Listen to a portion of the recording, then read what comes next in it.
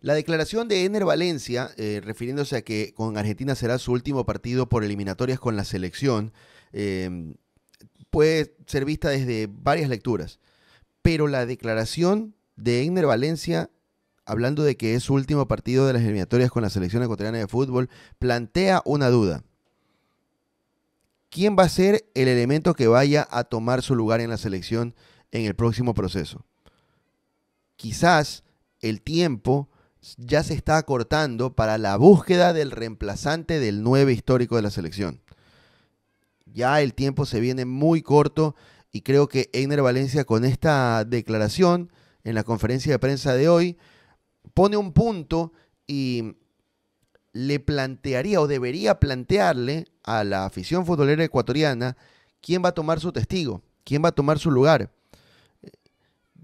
Si es que en verdad debería ser como algunos sostienen, darles chance a los nueves que hay en el fútbol ecuatoriano, ver cuál revienta y con cuál se puede contar por el siguiente proceso, o esperar a ver qué traigan las generaciones de la sub-20, de la sub-23, no sé si de la sub-17, porque me parece que ya serían mucho menores, pero lo que sí hace esta declaración de Ener Valencia apuntando de que es su último partido de eliminatorias con la selección ecuatoriana de fútbol, es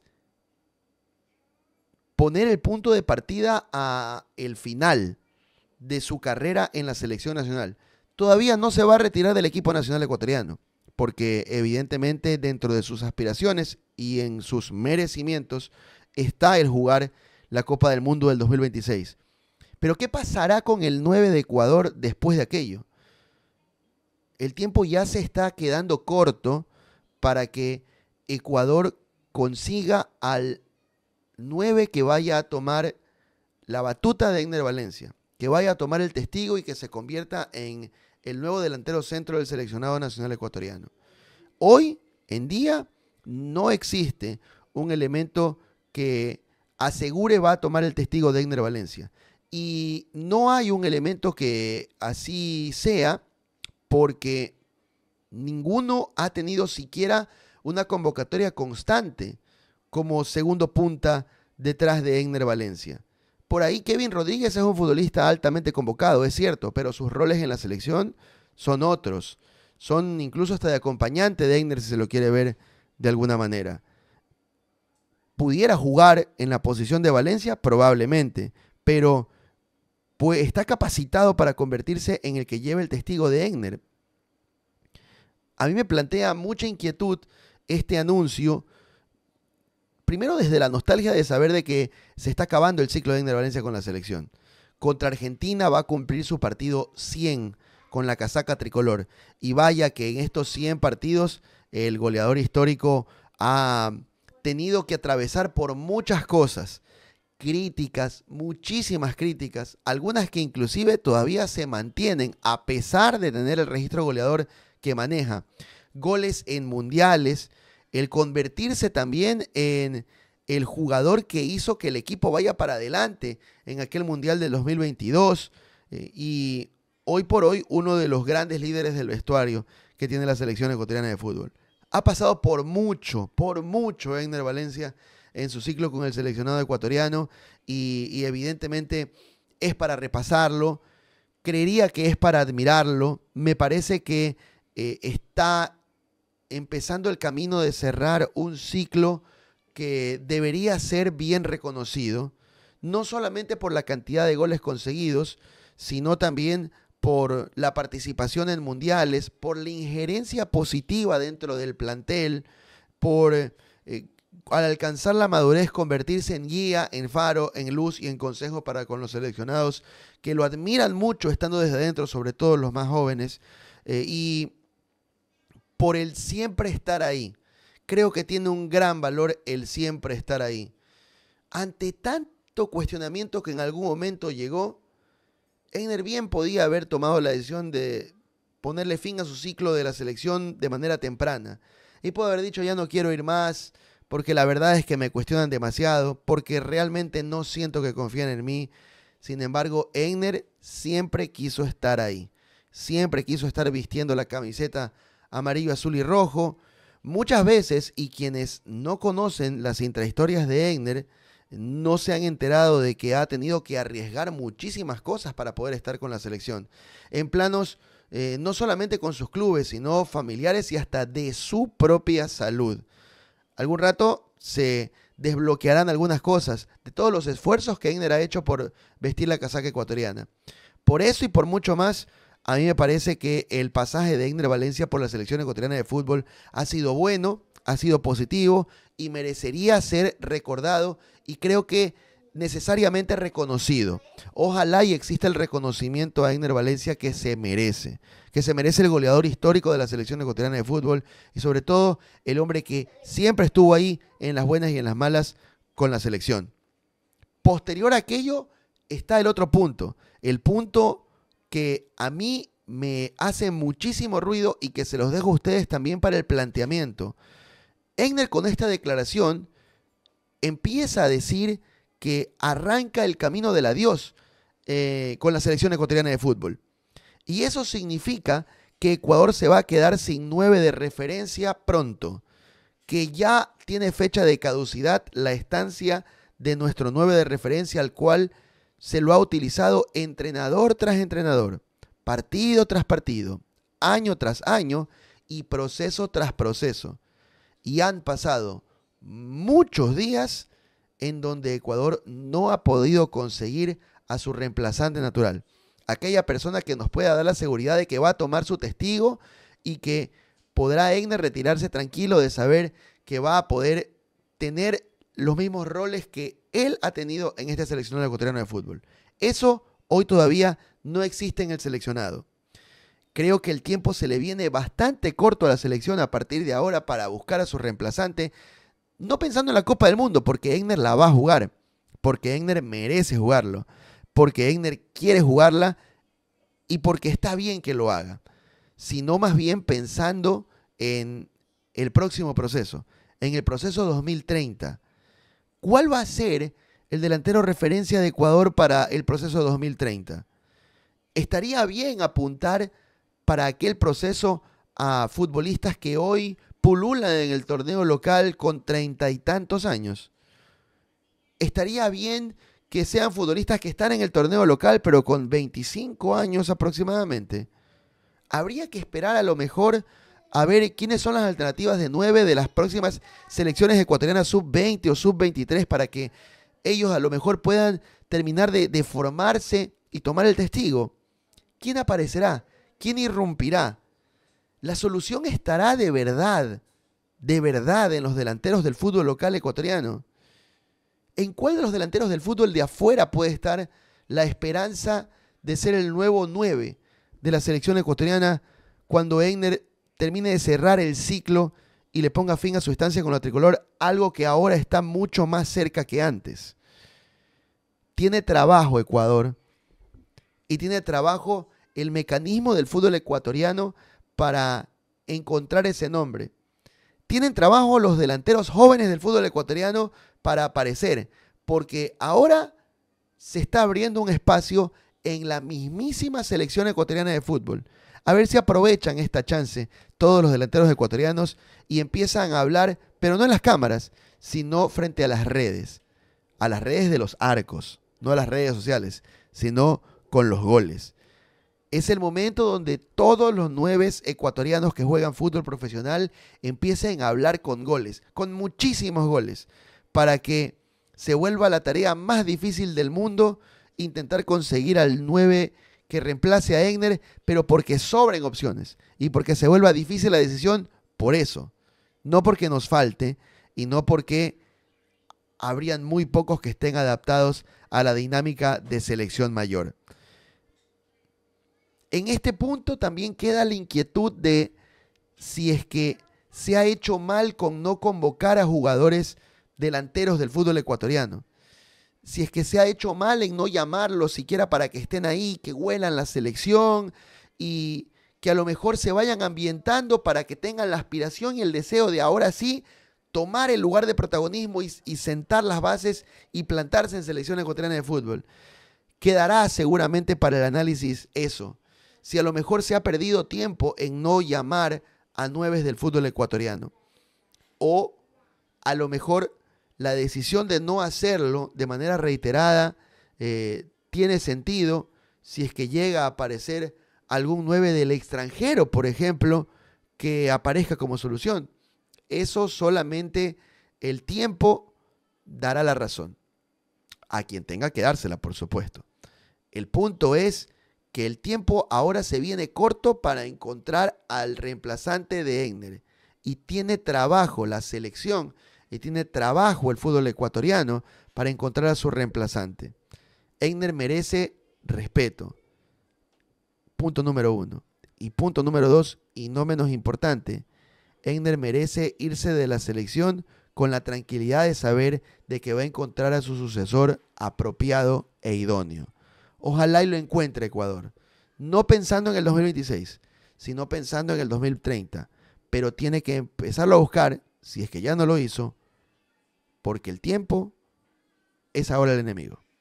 Los niveles de crítica a la selección ecuatoriana de fútbol han crecido a tal nivel que un ex seleccionado como Jefferson Montero ha propuesto que José Mourinho sea técnico del seleccionado ecuatoriano. Ha dicho que él puede levantar el teléfono y ponerse en contacto con el director técnico portugués para poder ser él el reemplazante de Sebastián Becasese. Los niveles de cuestionamiento a la gestión del entrenador, sobre todo, se han mezclado con conjeturas relativas a los manejos internos del seleccionado, y eso ha decantado en una serie de críticas que hoy rondan las redes sociales y que generan incertidumbre acerca de cuál va a ser el clima con el que se reciba el seleccionado ecuatoriano en el último partido de eliminatorias ante la selección argentina este martes en el Estadio Monumental. Al paso de estas declaraciones, de estas posturas y de estas situaciones, ha aparecido Hernán Galíndez, que en la conferencia de prensa se refirió al tema de las críticas, al tema de los cuestionamientos, que en algún caso intentan blindarse desde dentro del seleccionado ecuatoriano para que no afecten ni lleguen este clima creado, y también salió a responder a Jefferson Montero. Entre las cosas que supo mencionar el guardameta de la selección ecuatoriana de fútbol, tenía que ver con que si las críticas son futbolísticas, son perfectamente aceptadas, pero que si ya se tratan de otras cosas, realmente prefiere hacerlas a un lado y no permitir de que lleguen ni a él ni a ninguno de los integrantes del seleccionado ecuatoriano de fútbol. También le ha causado mucha inquietud a Galíndez acerca de el por qué se ha desmerecido el trabajo conseguido por parte de esta selección, tomando en cuenta el cómo enfrentó la eliminatoria y todo lo que le tocó atravesar en el medio a esta generación de futbolistas. Y también se refirió específicamente a lo que propuso Jefferson Montero y se quedó sorprendido acerca de el por qué un ex seleccionado con la magistratura que ese puesto conlleva haya reaccionado de esta manera y haya propuesto a José Mourinho como candidato a técnico de la selección en reemplazo de Becasese. Realmente es un clima creado y que está incidiendo, o que por lo menos ya está llamando a reaccionar desde los futbolistas, desde los seleccionados. Por ahora en la boca de Galíndez, que ya lo dijo también en la zona mixta pasada, cuando se jugó contra Perú, también cuando se jugó contra Paraguay, y ahora lo vuelve a hacer en esta conferencia de prensa, que no comprende por qué acá en Ecuador el clima no es optimista relacionado con la selección, cuando en otros países realmente festejan y viven una clasificación de una manera única, así hayan cambiado los formatos eliminatorias y demás.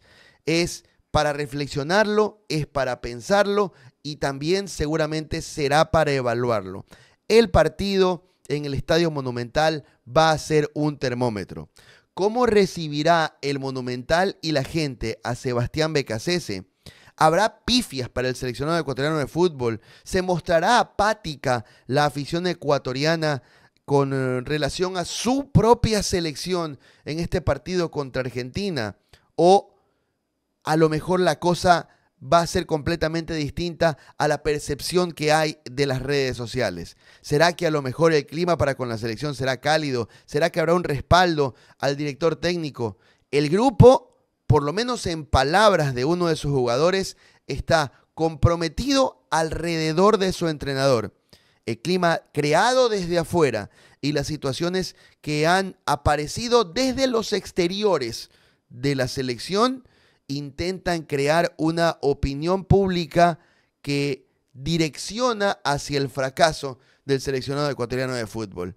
Es que vienen apareciendo y creciendo muchos comentarios que hacen crear un clima en la afición de desconfianza para con la selección y de también quitarle valor a lo conseguido por parte de este equipo ecuatoriano. Mientras eso ocurre adentro, afuera las opiniones son positivas. Las opiniones de periodistas, de medios de comunicación, de entrenadores y de jugadores son de absoluto respeto para con el seleccionado ecuatoriano de fútbol.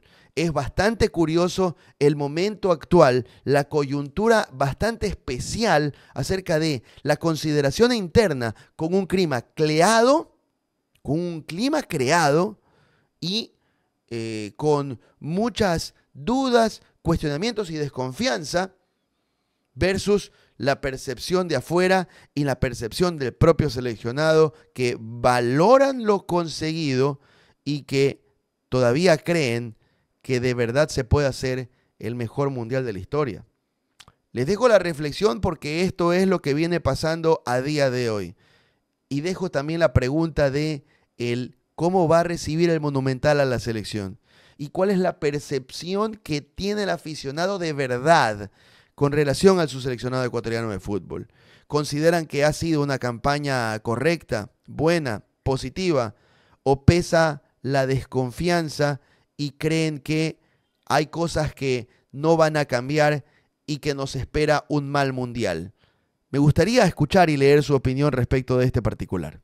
Las alineaciones de Ecuador siempre han presentado algunas novedades, sorpresas desde otro lado, pero sobre todo muchos cambios. Siempre ha existido alguna novedad en cuanto a la conformación del once. Ha sido un misterio durante la época de Sebastián Becasese como entrenador el que pueda darle y acertar con una alineación tricolor.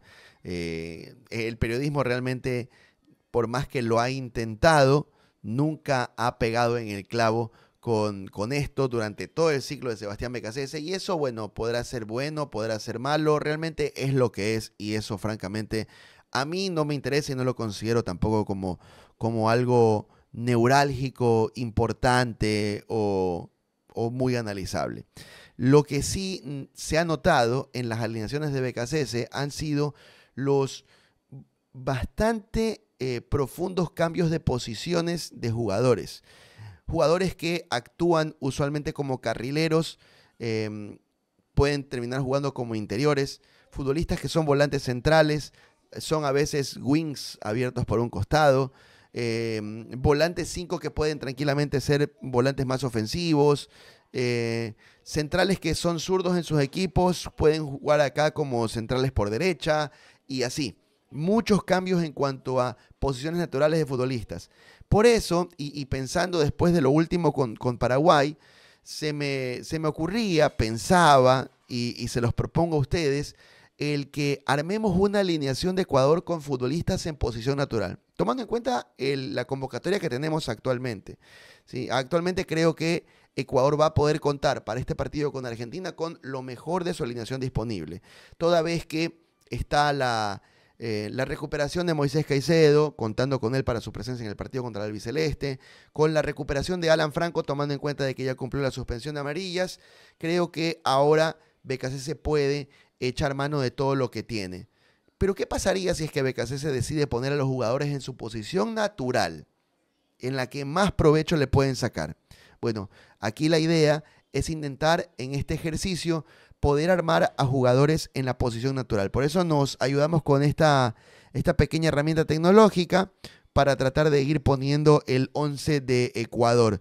Y la idea mía es un 3-5-2 que puede tranquilamente cambiar a 3-4-3 dependiendo de lo que haga este deportista.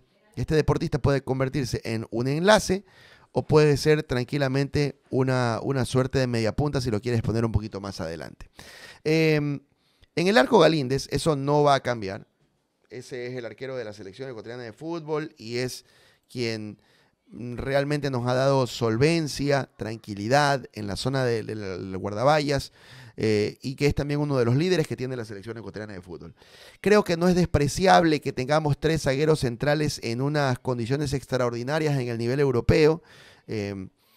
Sin lugar a dudas, el mejor de todos puede llegar a ser William Pacho, por lo logrado con su club por lo menos, pero también porque tiene una cualidad y una versatilidad que demostró también en el partido contra Paraguay, en sus últimos desempeños, que lo hacen tranquilamente ser el futbolista que puede actuar en cualquiera de las posiciones de saga central.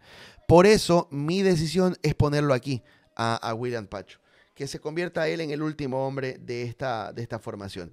Y lo hago ¿por qué? Porque en el partido, porque con BKCS, Pacho es central por derecha. Y en el PSG, Pacho es central por izquierda. Y en los dos lugares lo hace realmente bien. Y en algún momento, cuando Ecuador hizo línea de 3, Pacho fue el último hombre. Creo que es el que más puede, el que mejor puede hacer la tarea. Me parece que a Piero Hincapié, al que lo voy a poner acá, le puede sentar mucho más cómodo jugar como stopper que como último hombre. Por eso a Hincapié lo pongo como stopper izquierdo. Y como stopper derecho yo lo voy a ubicar por lo menos acá a Joel Ordóñez. Este nombre puede cambiar. Si se desea también pudiera ser un Félix Torres, que también como stopper es muy bueno en los niveles defensivos. Pero tanto Joel como Félix tienen la misma cualidad. Ir para adelante, con conducción para adelante. Así que pudiera ser un Ordóñez o Félix Torres. Como Ordóñez viene siendo el que más ha jugado, yo lo pongo Ordóñez acá. Insisto, para BKCS Ordóñez no es central, para BKCS Ordóñez juega como lateral por derecha en una línea de 4. El jugar con 3 en el fondo puede lograr de que Pervis Estupiñán, quien va a tomar este lugar, utilice la posición natural. Y eso le puede convenir mucho, no solamente a él, sino a la estructura de la selección. Porque Pervis Estupiñán le cuesta su espalda. Gustavo Alfaro y la selección de Paraguay capitalizaron la espalda de Pervis Estupiñán, que siendo lateral por derecha o interior, como lo quiso poner BKCS en esta zona, por aquí en el campo de juego, realmente se lo notó muy complicado para las salidas y para las progresiones ofensivas. Así que quizás en una posición natural de carrilero, que pica el espacio, que vaya para adelante, que piense mucho en atacar, y que esta parte de aquí se la deje para Hincapié, le puede servir mucho más. Por el lado derecho, creo que si hablamos de carril, a Ángelo Preciado también le va a convenir más, así que lo ubico a Ángelo Preciado como carrilero, le serviría muchísimo, me parece, a Preciado ser carrilero por derecha, que jueguen 2 futbolistas en la posición natural de carrilero, creo que sería muy valioso para el seleccionado. Hasta allí espero que les esté pareciendo bien. La posición la posición del centro del campo, yo la voy a dejar de la siguiente manera. Este puesto que ven aquí, este puesto del volante enlace, realmente debería estar un poquito más adelantado. Para mí mis 2 5 van a ser este y el de acá, ¿ok? Mi doble 5 va a ser este. Y mi doble 5, por condiciones, por características, podrían tranquilamente ser Moisés Caicedo y Alan Franco. Y Alan Franco podría tranquilamente ser el volante que se quede como 5 para que Moisés Caicedo se vaya como 8. Y pueden también intercambiar el rol, que Moisés Caicedo se quede como 5 para que Franco sea también el que se suelte un poquito. Cualquiera de las 2 alternativas le puede servir tranquilamente al seleccionado ecuatoriano de fútbol, por lo menos dentro de mi punto de vista. Veo aquí un volante que puede ser un enlace, una persona que puede ayudar a convertirse en conector de Ecuador en esta zona, pero también un trasladador de pelota para la zona de vanguardia. Y aquí pudiera colocar a varios nombres. Tienes Kendry Páez, tienes para ubicarlo a Pedro Vite, por ejemplo, Daniel Castillo, el mismo Gonzalo Plata, pero yo me voy a quedar en esta zona con Pedro Vite, porque Vite tiene cualidades de pasar la pelota. Y Vite puede tirarte un pase corto de 5 metros, de 10 metros, como también te puede quitar o también te puede entregar un pase de 20 metros. Vite puede volver a la zona de acá de gestación de Ecuador y también Vite puede intentar acercarse por los flancos. A mí me parece que con libertad posicional, Vite puede servirle mucho a la selección. Y adelante, dos elementos, porque me quedan solamente dos espacios. Uno, indefectiblemente, va a ser el de Ener Valencia, nuestro goleador histórico que tiene que tener su espacio y que creo que a Egner le sienta mejor jugar desde afuera del área internándose a jugar metido en el área. Y del otro lado lo voy a poner a Gonzalo Plata para que sea como que su acompañante de ofensiva, para que él se recueste para el costado derecho y te haga la diagonal para intentar pisar el área. Es lo que yo veo como posibilidades de alineación de Ecuador con jugadores en posiciones naturales. Eso evidentemente es algo que no ha pasado con Sebastián Becasese porque él cambia las posiciones de los futbolistas.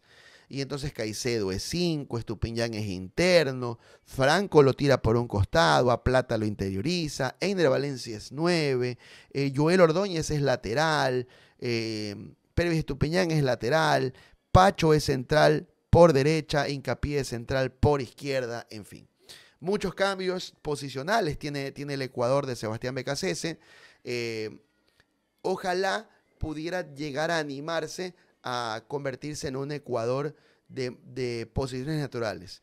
Quizás si lo intenta algún ratito podamos ver pinceladas de fútbol y por lo menos dentro de el escogitamiento de los nombres y de los roles, ya en eso no se lo apuntará, porque ya por lo menos los habrá puesto en las posiciones naturales.